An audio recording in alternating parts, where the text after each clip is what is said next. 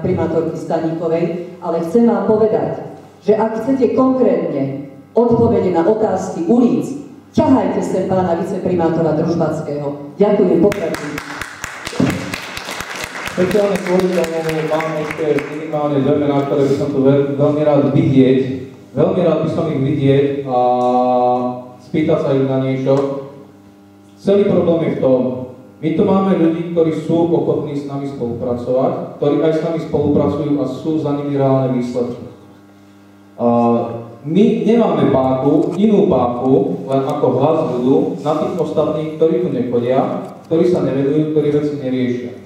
Žiaľ, inú kompetenciu, inú právomoc nemáme. Robíme to dobrovoľne, robíme to v tej snahe, aby sme niečo posunuli. Ak sa nenahneváte, zopakujem to, čo som povedal, máme ešte jeden bod diskusiu, v rámci ktorej môžeme ďalej tieto veci preberať, ale chcel by som prejsť ešte ďalšími dvoma bodmi, lebo ak každý z týchto bodov nám zabere toľko času, koľko tento predchádzajúci, tak sme tu do polnoci.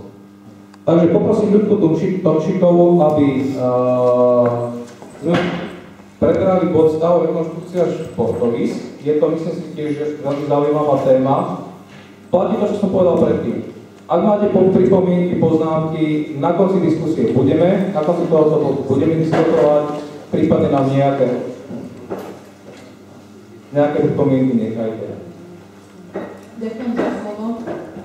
Keďže je čas pokročilý, ja som prešla k tej téme, ktorá bola pre mňa vyznačená. Chcem hovoriť o mládeži, o podmienkach, ktoré má mládež na tomto sídlisku.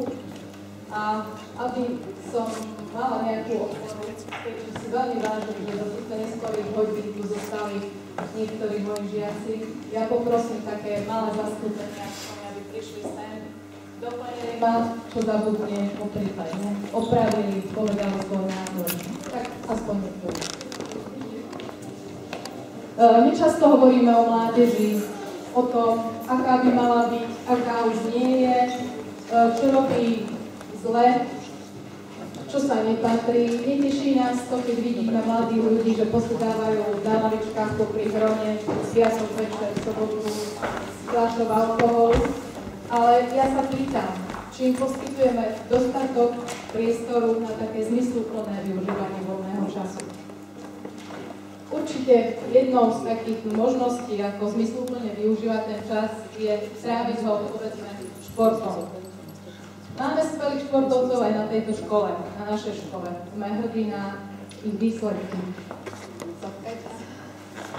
Ale keď vy sa sami zamyslíte na tým, že v akom stave sú športoviská na tomto sídlisku, tak príďte možno na to, že už zostali len tie plochy, ktoré mali byť športoviskami.